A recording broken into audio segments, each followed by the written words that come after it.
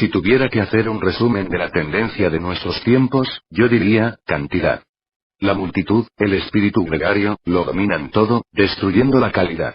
Toda nuestra vida, la producción, la política, y la educación, se basan en la cantidad, en los números.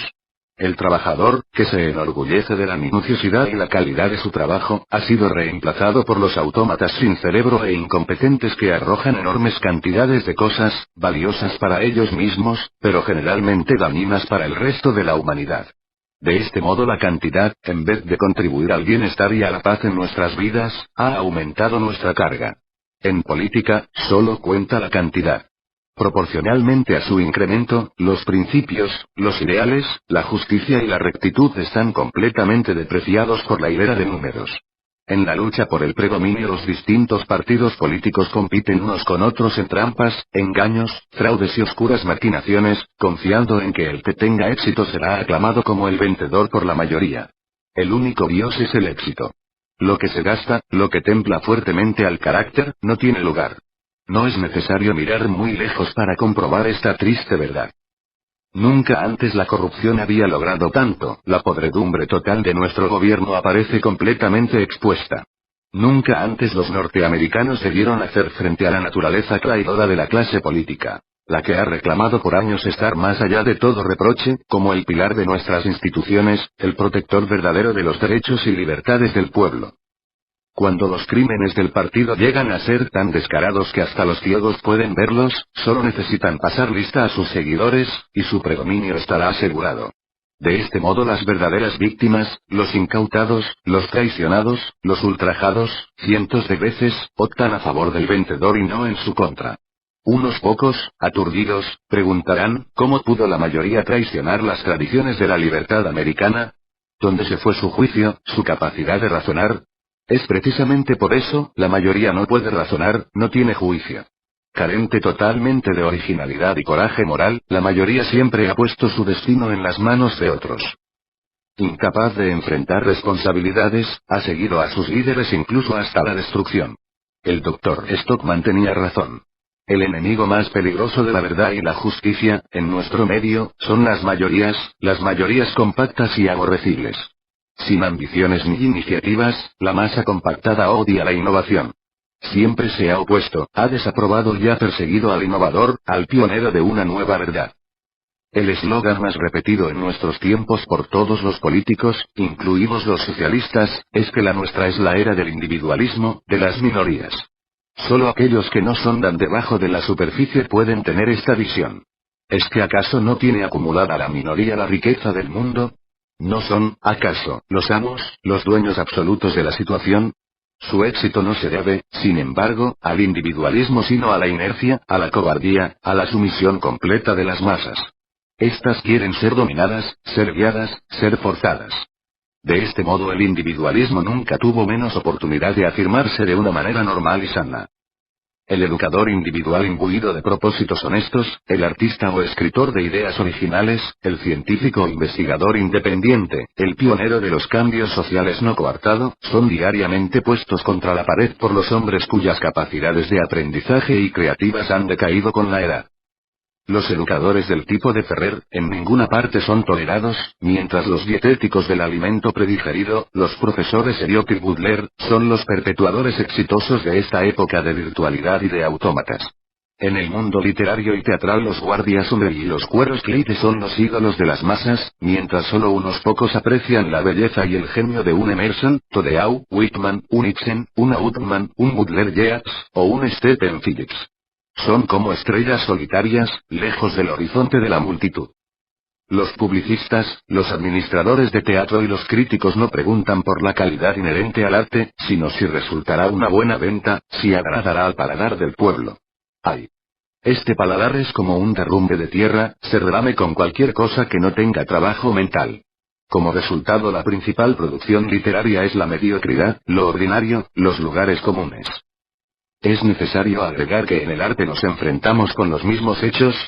Solo tenemos que inspeccionar nuestros parques y vías públicas para darnos cuenta de la deformidad y vulgaridad del arte de la construcción. Ciertamente solo el gusto de la mayoría puede soportar tal atropello al arte. Falso en sus concepciones y primitivo en su ejecución, los monumentos que plagan las ciudades de EU mantienen la misma relación con el arte de verdad, que tiene un tótem con Miguel Ángel. Este es el único arte que perdura todavía. El genio artístico verdadero que no se nutre de las ideas aceptadas, que ejercita la originalidad y que se esfuerza por ser verdadero ante la vida, lleva una existencia oscura y miserable.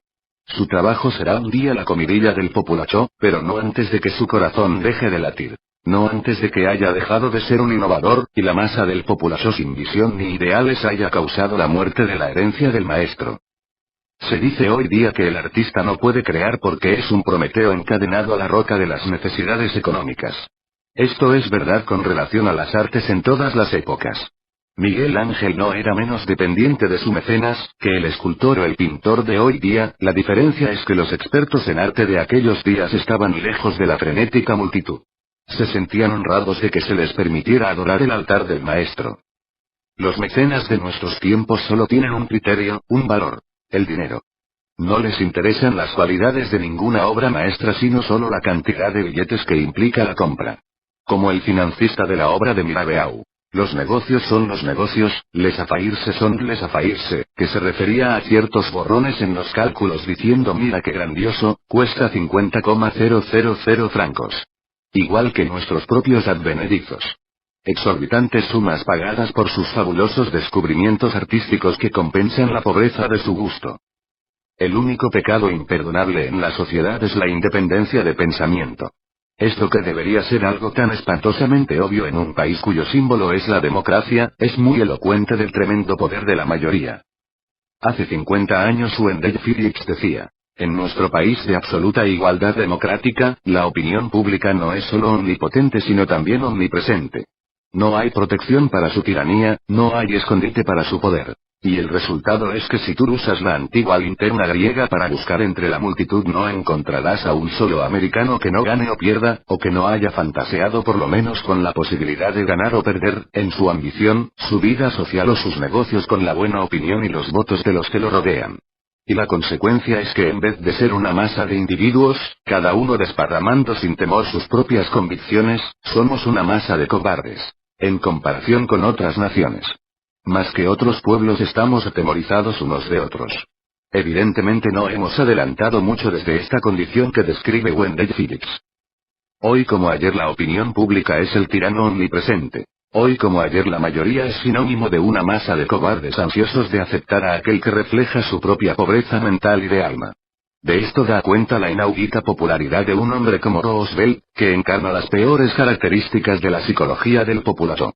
Es un político que sabe lo poco que le importan a la mayoría los ideales y la integridad. En cambio goza con la exhibición, no le importa si es un espectáculo de perros, una pelea por un premio, el linchamiento de un negro, el reclutamiento de algún despreciable criminal, el casamiento de alguna heredera, o las payasadas de algún ex-presidente. La más horrible contorsión mental será el mayor deleite de los mercenarios de la masa.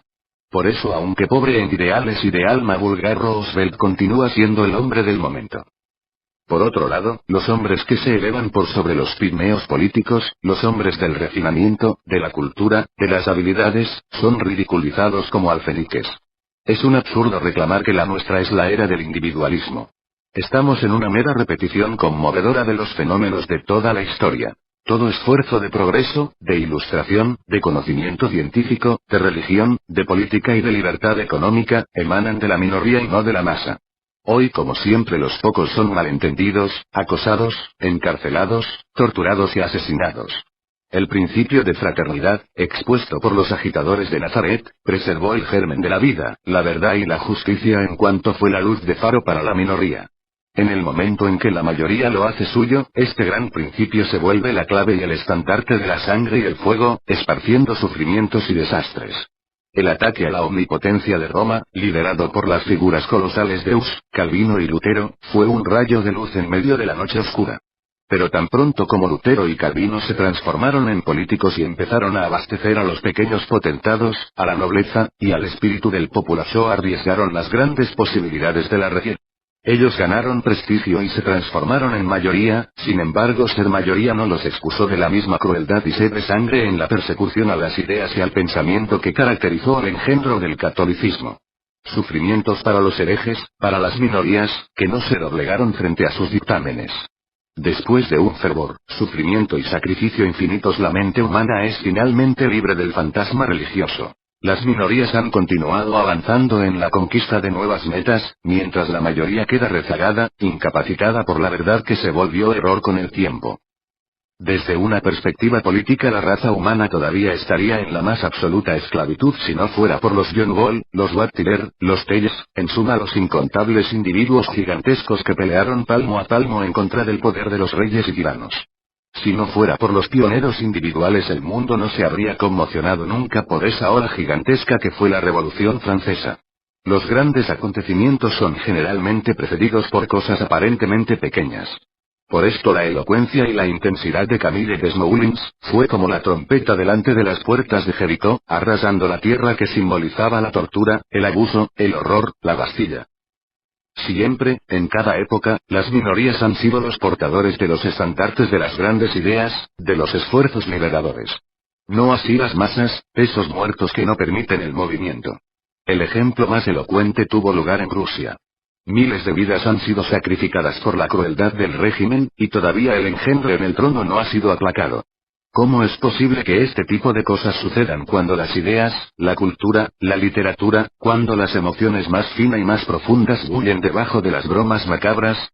Las mayorías, compactas, inmóviles, embocadas, los campesinos rusos, después de un siglo de luchas, sacrificios, de miseria silenciada, todavía cree que la soga que los estrangula, el hombre de las manos blancas, les traerá la suerte. En la lucha de por la libertad, la mayoría no fue más que un inútil adoquín. Ese mismo día, las ideas de Jefferson, de Patrick Henry, de Thomas Paine, eran negadas y traicionadas por la posteridad. Las masas no quieren ni una sola de ellas. La grandeza y el coraje admirados en Lincoln ha hecho olvidar a los hombres que crearon las bases del sentido común de aquel tiempo.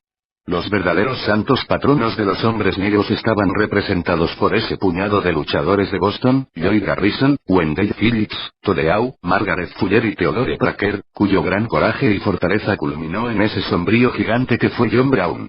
Su fervor incansable, su elocuencia y perseverancia socavaron los bastiones de los señores del sur. Lincoln y sus partidarios solo continuaron esta senda cuando la abolición llegó a ser una práctica habitual, así reconocida por todos.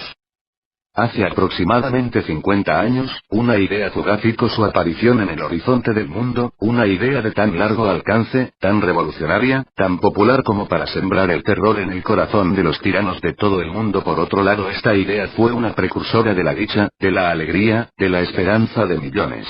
Los pioneros sabían las dificultades de su camino, sabían las resistencias, las persecuciones, las dificultades que les acarrearía. Sin embargo, marcharon adelante, siempre adelante, orgullosos y sin miedo. Ahora aquella idea es una consigna popular. Casi todo el mundo es un socialista hoy día. Tanto el rico como su pobre víctima. Tanto los partidarios de la ley y el orden como sus desafortunados culpables. Tanto los librepensadores como los perpetuadores de los sofismas religiosos. Tanto la dama elegante como la chica desarrapada. ¿Por qué no? Ahora que la verdad de hace 50 años se ha vuelto una mentira, ahora que ha sido cercenada la vigorosa imaginación y se le ha robado la fuerza, la impronta, a este ideal revolucionario, ¿por qué no? Ahora que ya no es una utopía hermosa sino un plan practicable y concreto y reposa sobre la voluntad de la mayoría, ¿por qué no?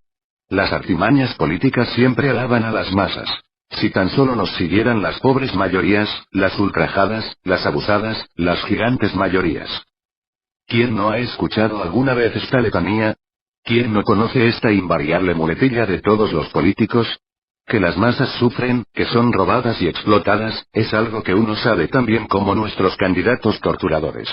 Pero insisto que no son este puñado de parásitos sino las masas mismas las responsables de esta situación.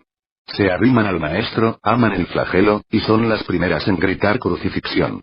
En el momento en que alguna voz de protesta se levanta en contra de la autoridad sacralizada del capitalismo o de cualquier otra podrida institución. Si no fuera por la complacencia de las masas que se transforman en soldados, policías, carceleros, verdugos, no existiría la autoridad ni la propiedad privada. La demagogia socialista sabe esto muy bien, pero mantiene el mito de las virtudes de la mayoría porque su proyecto de vida se juega en la perpetuación del poder. Y esta última no sería posible sin los números. Está claro que la autoridad, la coerción y la dependencia descansan en las masas, pero no lo hará nunca la libertad o la libre determinación del individuo, nunca el nacimiento de una sociedad libre. No repudio a la mayoría como una fuerza creativa hacia lo positivo, porque no sienta la opresión, la precariedad del mundo, porque no conozca la vergüenza, el horror, las condiciones de vida indignas a las que se abandona al pueblo, sino porque sé que como masa compacta nunca ha luchado por la justicia o por la igualdad. Ha suprimido la voz humana, subyugado al espíritu humano, encadenado al cuerpo humano. En tanto masa su meta siempre ha sido crear una vida uniforme, plana y monótona como el desierto. En tanto masa siempre será la aniquiladora de la individualidad, de la libre iniciativa, de la originalidad. Por eso creo como Emerson que las masas son groseras, defectuosas, perniciosas en sus demandas e influencias. Y no requieren ser adoradas sino educadas. No quisiera tener concesiones con ellas, sino enseñarles, separarlas y dividirlas para hacer emerger a los individuos. Las masas. La calamidad son las masas. No quiero las masas, solo a los hombres honestos, amables, dulces, y a las mujeres educadas. En otras palabras, la verdad viviente y vital de la felicidad social y económica, solo será real a través del celo, el coraje, la determinación no coaccionada de la inteligencia de las minorías, y no a través de las masas.